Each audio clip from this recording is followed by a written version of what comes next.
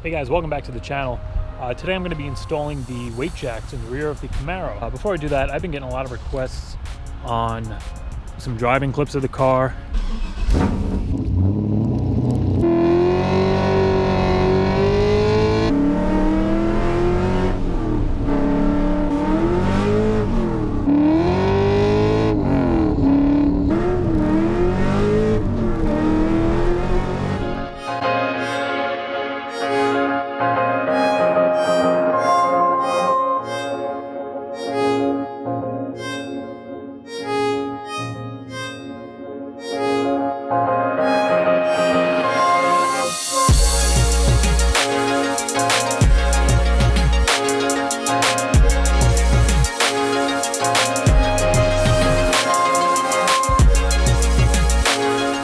Alright guys, so I'm back at the driveway, and now I just want to show you up close exactly what I mean with the height difference in the suspension.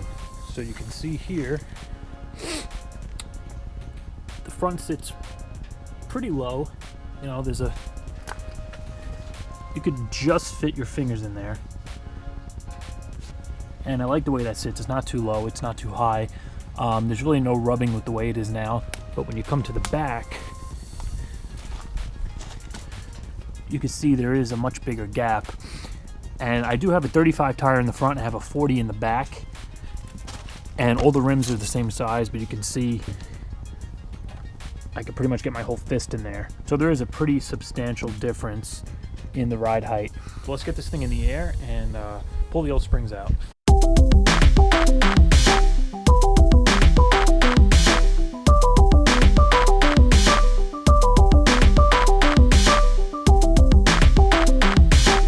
So the car's on jack stands. I got my weight jacks here. See, I changed clothes because I'm probably gonna get filthy doing this. But here are the weight jacks from Ground Control. Now, if you follow me on Instagram, you know I picked these up on thirdgen.org, just like my steering shaft. They are actually iBox springs, but I paid $120 for these shipped. The guy I got them from, he actually picked up the whole set from Ground Control, and he was just using the fronts. So as soon as I saw these go up for sale, they're brand new, never been installed before, I had to have them because I've been wanting to do this to the rear suspension for a while now. And you could go and buy the whole set from Ground Control. I believe it's like $475 around there, but that's for the front and rear, fully adjustable just like these are. So that's still pretty cheap considering like a regular set of lowering springs is probably around $250. The only thing I don't have is the tool, being I got this used. The guy kept the tool for himself, so I'm gonna have to somehow set these and then drop them in the car and then tighten the set screw here so they don't move.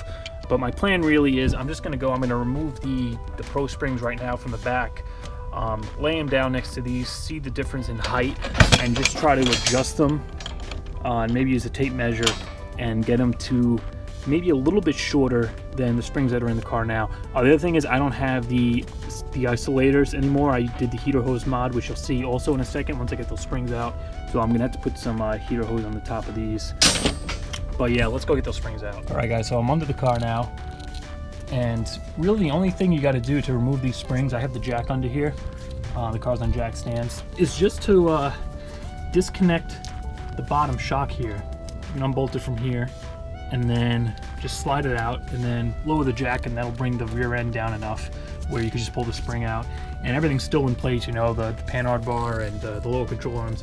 The rear is still gonna all stay lined up, but just removing the shock is gonna allow it to drop down and slip the spring out.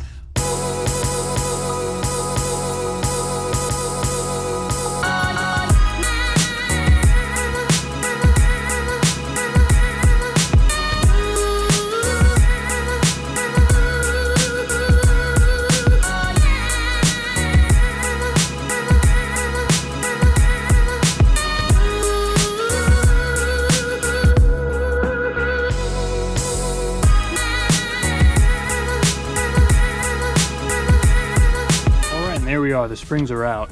Yeah, it really is that simple. Just in my case, I had two 22mm bolts because I do have the Coney shocks, and I'm using the kit they give with the 22mm bolts. But I think the factory third-gen stuff is like 3/4 or 19mm. But yeah, just the two shock bolts, and then lower the rear down, and just like that, they pull right out.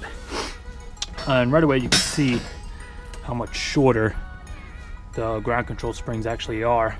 As you can see, this is what I was talking about with the heater hose, where the factory 3rd gen, the rubber, you know, kind of mount isolator at the top here, it's maybe like that thick. And by putting the heater hose in here, that brings the rod height down even more. So if I actually still had the factory isolator in here, it's actually going to sit a lot higher than it is now and look really, really ridiculous opposed to how the front is sitting. So even with this, it's still not perfectly level. But I'm just going to go, I'm going to take a fresh piece of heater hose, put that on the top of both of these springs just like that, just to act as like an isolator against the body. And then as far as where I'm going to sit these, I'm just going to bring them down a little bit. I'll count the turns up from the bottom and then match the other spring. Just kind of eyeball them in the position I want them, drop the car down, and then see how it sits.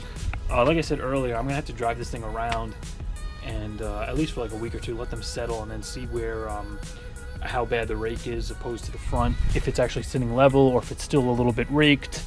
And then go from there. I can either bring the back up or down once the springs settle in. But for now, I'm just going to have to eyeball it where it looks like it's going to be right, and then I can just adjust it later on.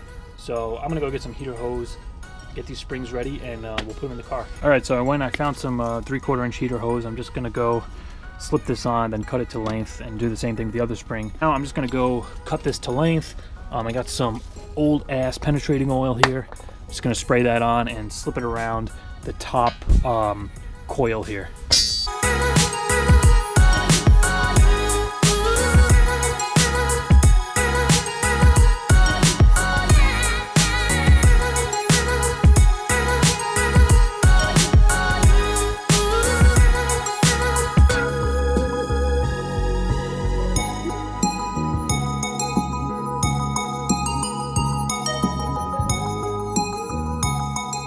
Alright guys, so the heater hose is installed on the springs. Real time, it only took me maybe 2 minutes, not even. Like, it slipped right on, no problem once you lube it up with the penetrating oil. So right now I'm gonna go see. Also, for any of you guys asking, I know I got a couple of questions on YouTube comments and I think Instagram asking what the heater hose mod is. Well, whenever you hear heater hose mod pertaining to suspension, this is exactly what it is. Just removing those isolators and putting the thin rubber heater hose on the coil, thus giving you a little more drop in the rear. All right, one more thing just to note before I put these in. They are marked. This one is written on here with Sharpie. This is the left side. On the left, the way the axle sits, the way the bracket is, this can't go in. Like if you have the wrong side, it literally is not going to go in. It's going to sit all sideways. So you need to use one with the notch in it. See, once you line it up, it falls right into place and it sits flat.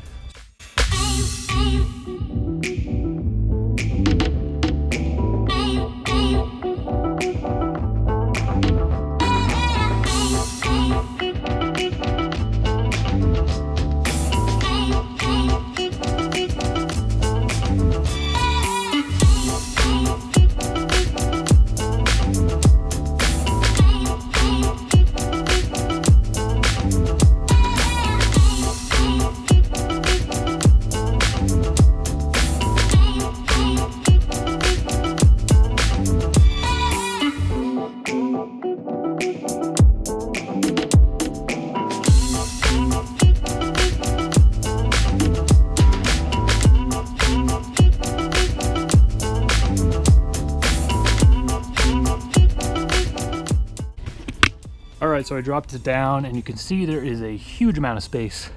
So even with settling, I don't think that's gonna get down to where I want it. If anything, it's gonna be sitting where the old springs were. So I'm gonna bring it back up and just take the weight off the axle, put it back on jack stands, and maybe take a couple of turns off of each side and then drop it down and recheck it. Alright guys, so I'm back in the air again. I actually did have to go and pop the shocks back out because of the tension on the spring. I wasn't able to spin this to bring the ride height down. If I actually had the tool, that wouldn't have been a problem, but I don't, so I have to do a little extra work. But right now I'm just going to drop them down a good amount, and then same thing, just remeasure from the bottom of the collar here to the base and match it with the other side. Pop the shock back in, drop it down, and we'll see where it sits.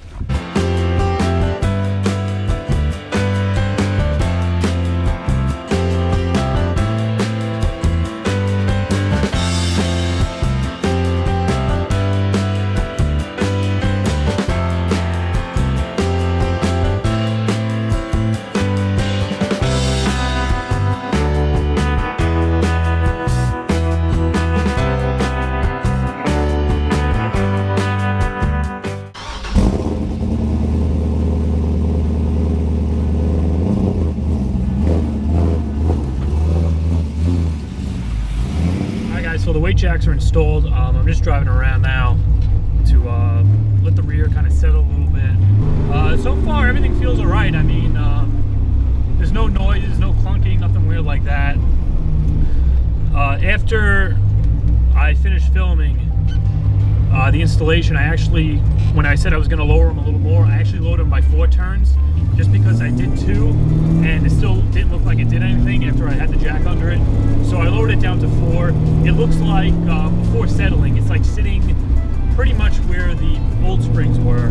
Once the springs actually, you know, wear in a little bit and settle, I think it'll be right where I want it. Worst case, I can always just go under there, adjust it, bring it up a little more, drop it down a little more. It's no big deal.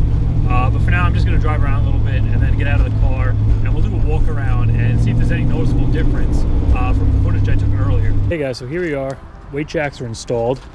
I drove around a little bit just to try to get them to settle in. And right now it's pretty much sitting where it was before. So I don't think it's really any lower. It doesn't seem to be any higher. So I think I have it right where I want it, because as I said, once these springs wear in and, you know, the weight of the car is sitting on them for a few weeks, it is going to drop a little more. And then from there, I can go and adjust the height accordingly to where I want it. Hey guys, so I'm back with a quick update before I close this video out. So, well, as you can see, the snow is gone. It's been about a week since I installed the weight jacks in the rear. The last pictures you see of the car, I actually had them a lot higher than where I thought they were going to settle. So what I ended up doing was I actually had to go back and I had to lower them down 6 more turns on each side. That's how high up they actually were. I was driving the car for a few days and it wasn't getting any lower. It's still, and actually looking at the footage when I was editing this video, I could tell that it was actually slightly higher than it was before. So I just went in there and I adjusted them accordingly and got them down. I don't know if you can see in here, they're actually pretty low down, almost maxed out with the with how low they could go. But I actually got it exactly where I wanted. Now you could see it's actually sitting level with the front, and that's pretty much where I want to keep it. All right, so that's going to do it for this video. Stay tuned for more blowout videos. They will be coming. I might go and address this door latch issue I've been having. I first got to go get a new piece of weather stripping, because as you can see, this is all new, but it all ripped out. I guess maybe from the door not being aligned. So this, I'm sure, is contributing to the door not closing correctly. I did go replace the striker, but I do need to shim it, because as you can see where it's hitting on the edge here. So I got to try to shim this out a little bit. But when the window, yeah, you can see right there how it doesn't, just kind of bounces back. With the window up, it's a lot worse. But the other door is actually perfect. And I went and I did the same thing on this. The hinges were done. This one is also kind of coming out. It's not as bad, but that one closes without a problem at all. So that's just another video I'll have coming out, showing how to replace the latch, and maybe even adjust the height of the window. I'm not sure if I'm going to need to do that, because like I said, the problem is a lot worse when the window is up. But at the same time, I also do need to shim this out, because you can see it's not perfectly flush. So I just need to bring that striker out a little bit. I'm sure that's going to help. But for now, that's going to do it for this video. If you enjoyed this, please be sure to like, comment, and subscribe, and I'll see you next time.